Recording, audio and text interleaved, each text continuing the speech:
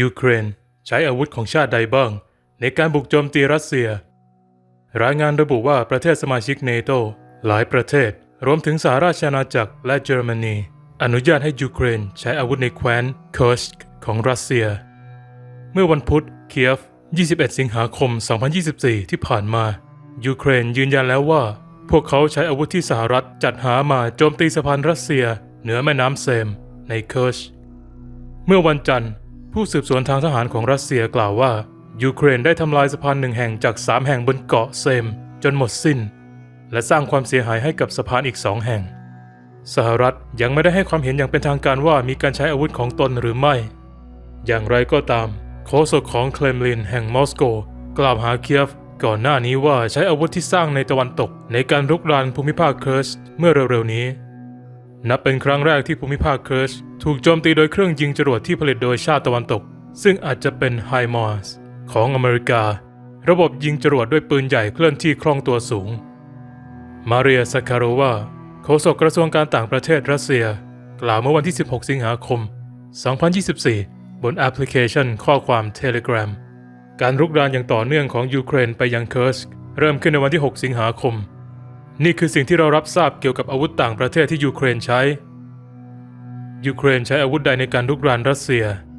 ยูเครนยืนยันเมื่อวันพุธว่าได้ใช้ระบบ HIMARS High Mobility Artillery Rocket System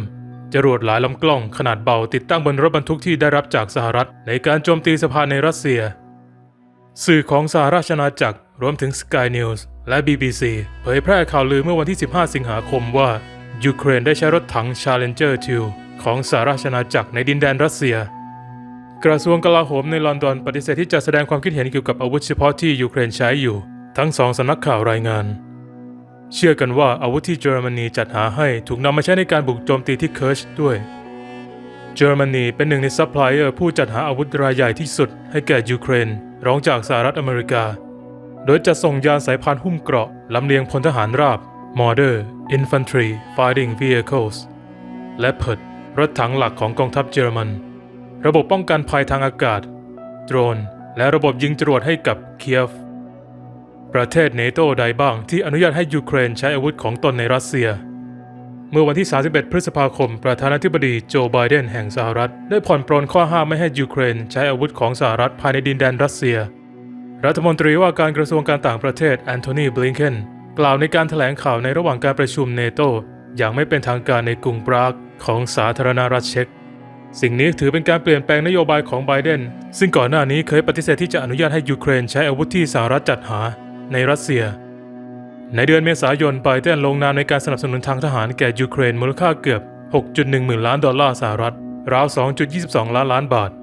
โดยในจำนวนนี้ประมาณ 2.3 หมื่นล้านดอลลาร์ถูกใช้เพื่อเติมเต็มคลังทางทหารและ 1.4 หมื่นล้านดอลลาร์มอบให้กับโครงการริเริ่มความช่วยเหลือด้านความมั่นคงของยูเครนโดยรัฐบาลสหรัฐจะซื้อระบบอาวุธจากผู้ทำสัญญาด้านกลาโหมของสหรัฐสำหรับยูเครนอเล็กซ์ กาโตบูลอสบรรณาธิการฝ่ายกลาโหมของอัลจาซีรารายงานเมื่อวันพุธจากกรุงเคียฟว่าประเทศสมาชิกเนโต 13 ชาติได้อนุญาตให้ยูเครนใช้อาวุธจากชาติตะวันตกเช่นรถถังระบบปืนใหญ่และยานรบทหารราบในรัสเซียประเทศเหล่านี้ได้แก่ฝรั่งเศสสหราชอาณาจักรโปแลนด์ลิทัวเนียลัตเวียเอสโตเนียเนเธอร์แลนด์สวีเดนสาธารณรัฐเช็กฟินแลนด์เดนมาร์กนอร์เวย์และแคนาดาสหรัฐกำหนดเงื่อนไขอย่างไรต่อการใช้อาวุธของยูเครนถูกจำกัดให้ใช้อาวุธของสหรัฐได้เฉพาะภายในอาณาเขตยูเครนเท่านั้นจนกระทั่งไบเดนผ่อนปรนข้อจำกัดในวันที่ 31 พฤษภาคมโดยข้อกำหนดอย่างเป็นทางการ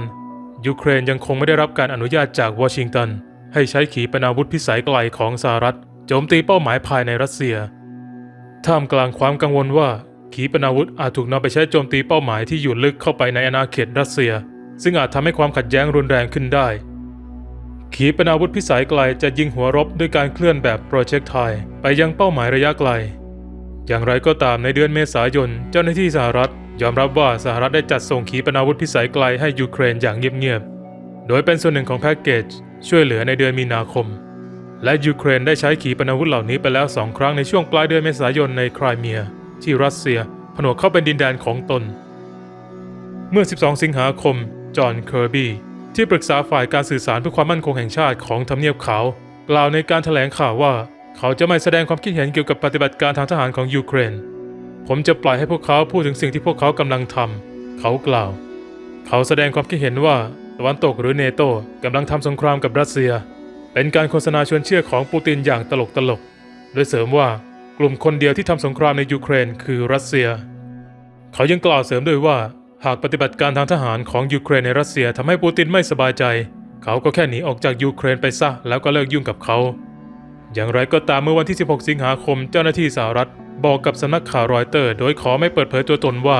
หากยูเครนเริ่มโจมตีเป้าหมายที่ไม่ใช่เป้าหมายทางทหารเช่นหมู่บ้านในรัสเซียอาจถูกมองว่าเป็นการขยายขอบเขตที่วอชิงตันกำหนดไว้เพื่อหลีกเลี่ยงการรับรู้ถึงความขัดแย้งโดยตรงระหว่างเนโตและรัสเซียประเทศเนโตอื่นๆพูดอะไรเกี่ยวกับการใช้อาวุธของเขาในการบุกรัสเซีย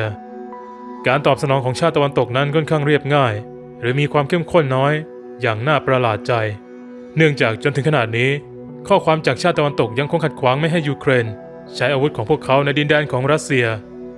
สแมนธา เดเบนเดนนักวิจัยร่วมโครงการรัสเซียและยูเรเซียที่แคทแทมเฮาส์กล่าวกับอัลจาซีรา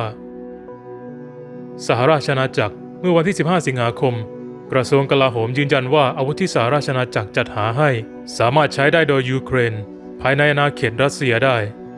อย่างไรก็ตามยูเครนยังคงถูกจำกัดการใช้ขีปนาวุธพิสัยไกล Storm Shadow ในรัสเซียเยอรมนี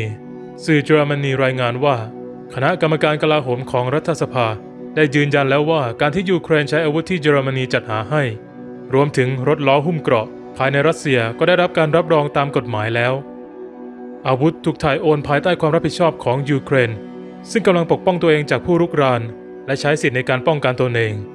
คริสเตียน ลินเนอร์รัฐมนตรีกระทรวงการคลังของเยอรมนีกล่าวกับผู้สื่อข่าวเป็นภาษาเยอรมันแปลโดยเว็บไซต์ยูเครน Ukrainska Pravda ยูเครนพูดอะไรเกี่ยวกับความสามารถในการใช้อาวุธจากประเทศเนโตยูเครนต้องการให้มีการยกเลิกข้อจำกัดจากผู้บริจาคเช่นสหรัฐและสหราชอาณาจักรในการใช้ขีปนาวุธพิสัยไกลชาวยูเครนแสดงความต้องการอย่างชัดเจนว่าสหรัฐสหราชอาณาจักรและฝรั่งเศสควรหยุดจำกัดการใช้ขีปนาวุธพิสัยไกลที่พวกเขาจัดหามาเจอแบนเดนกล่าวในเดือนกรกฎาคม Politico อ้างคำพูดของเอนดรี เจอร์มัก